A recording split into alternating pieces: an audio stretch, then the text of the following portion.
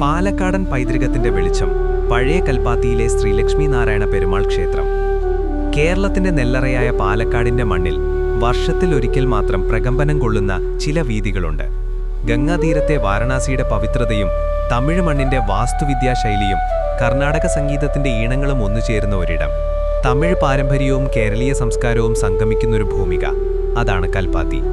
കൽപ്പാത്തി കേവലം ഒരു ഗ്രാമം എന്നതിലുപരി ഇന്ത്യയുടെ സാംസ്കാരിക ഭൂപടത്തിലെ ഒരു അപൂർവ കയ്യൊപ്പാണ്.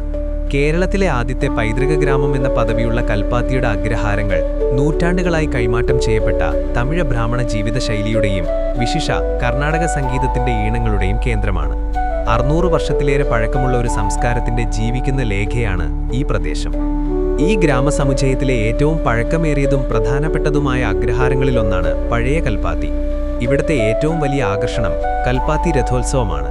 പാലക്കാടിന്റെ സാംസ്കാരിക മുദ്രകളിൽ ഒന്നായ ഈ ഉത്സവം ശ്രീ വിശാലാക്ഷ സമേത ശ്രീ വിശ്വനാഥ സ്വാമി ക്ഷേത്രത്തെ കേന്ദ്രീകരിച്ചാണ് നടക്കുന്നത്.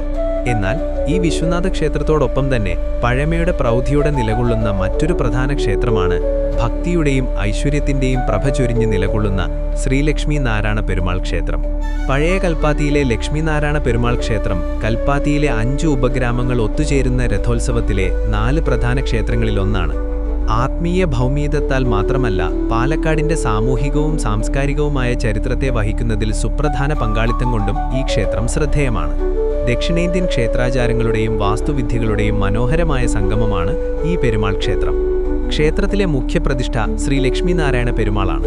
ഇത് സാധാരണ വിഷ്ണു പ്രതിഷ്ഠയിൽ നിന്നും വ്യത്യസ്തമായി ഐശ്വര്യത്തിന്റെയും സമ്പത്തിന്റെയും ദേവിയായ ശ്രീ മഹാലക്ഷ്മിയെ തന്റെ ഹൃദയത്തോട് ചേർത്ത് പിടിച്ച് അനുഗ്രഹിക്കുന്ന ഭഗവാന്റെ രൂപമാണ്. ഈ ദിവ്യ സംയോജനം കേവലം ഐക്യത്തിന്റെ പ്രതീകമല്ല, അത് ബൗദ്ധികവും ആത്മീയവുമായ എല്ലാ അനുഗ്രഹങ്ങളുടെയും ഉറവിടമായി കരുതപ്പെടുന്നു. വിഷ്ണുവിന്റെ ധർമ്മരക്ഷയും ലക്ഷ്മിയുടെ ഐശ്വര്യദാനവും ഒരുമിച്ച് ലഭിക്കുന്ന പാരണ്യമാണിതെന്നതാണ് ഭക്തരുടെ വിശ്വാസം. വാസ്തുവിദ്യ കേരളീയയും തമിഴ് ശൈലിയുമായ ലയം. ശ്രീ ലക്ഷ്മിനാരായണ പെരുമാൾ ക്ഷേത്രത്തിന്റെ വാസ്തുവിധിയിൽ തമിഴ് കേരളീയ ശൈലികളുടെ മനോഹരമായ ഒരു സങ്കലനം കാണാം. അഗ്രഹാരങ്ങളിലെ ക്ഷേത്രങ്ങൾക്ക് പൊതുവെ കാണാറുള്ള ലാളിത്യവും പ്രൗഢിയും ഇവിടെയും നിലനിൽക്കുന്നു. ക്ഷേത്ര ചുവരുകൾ, ഭിത്തികൾ, ഗോപുരങ്ങൾ എന്നിവ ഹിന്ദു ദേവതകളുടെ വർണ്ണാഭരമായ ശില്പങ്ങളാൽ അലങ്കരിക്കപ്പെട്ടിരിക്കുന്നു. പ്രധാന ശ്രീകോവിലിന് മുന്നിലായി ധ്വജസ്തംഭം പ്രതിഷ്ഠിച്ചിരിക്കുന്നു. അഗ്രഹാരങ്ങളിലെ ആദ്യത്തെ സ്വർണം പൂശിയ കൊടിമരം ഇവിടെയാണ് സ്ഥിതി ചെയ്യുന്നത്.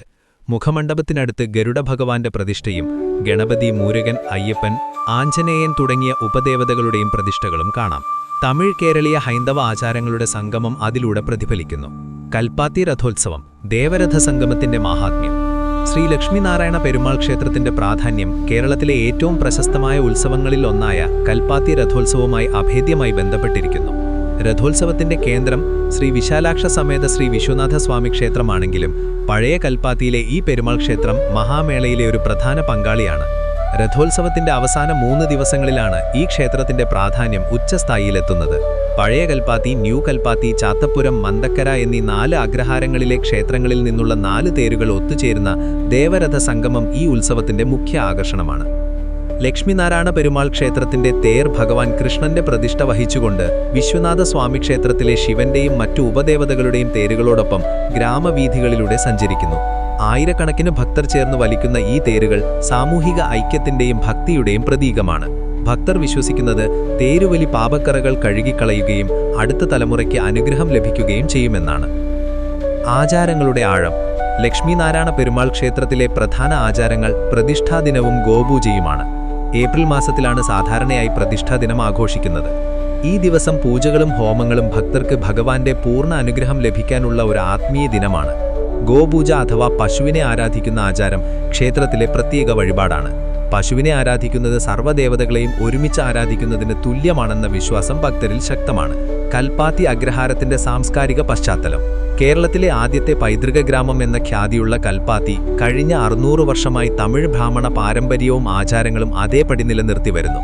തമിഴ്നാട്ടിലെ ഒരു ഗ്രാമം കേരളത്തിലേക്ക് അതേപടി പറിച്ചു നട്ടതുപോലെയാണ് ഇവിടുത്തെ കാഴ്ച. ഓരോ മന്ദിരവും രേഖീയ നിരകളിൽ പണിതിട്ടുള്ള അഗ്രഹാര മാതൃകയിലാണ്. മരത്തിൽ തീർത്ത മനോഹര വാതിലുകളും വീടിനുള്ളിലെ മിറ്റവും തമിഴ് വാസ്തുവിദ്യയുടെ തനിമ തെളിയിക്കുന്നു. അരിമാവ് കൊണ്ട് വരയ്ക്കുന്ന കോലങ്ങൾ ഈ ഗ്രാമത്തിന്റെ പാവനതയെ വിളിച്ചോതുന്നു. കൽപ്പാത്തിയെ അന്താരാഷ്ട്ര ശ്രദ്ധയിലേക്ക് കൊണ്ടുവന്നത് കർണാടക സംഗീത പാരമ്പര്യമാണ്. നിരവധി സംഗീതജ്ഞരും വിദ്വാനുകൾക്കും ജന്മം നൽകിയ ഈ അഗ്രഹാരം സംഗീത പഠനത്തിന്റെയും ആലാപനത്തിന്റെയും കേന്ദ്രമായി മാറി. തെരുവുകളിലൂടെ ഒഴുകുന്ന നാദസ്വരവും മൃദംഗവാദ്യങ്ങളും കൽപ്പാത്തിയെ തെക്കിന്റെ കാശി എന്ന് വിളിപ്പിച്ച കാരണമായി.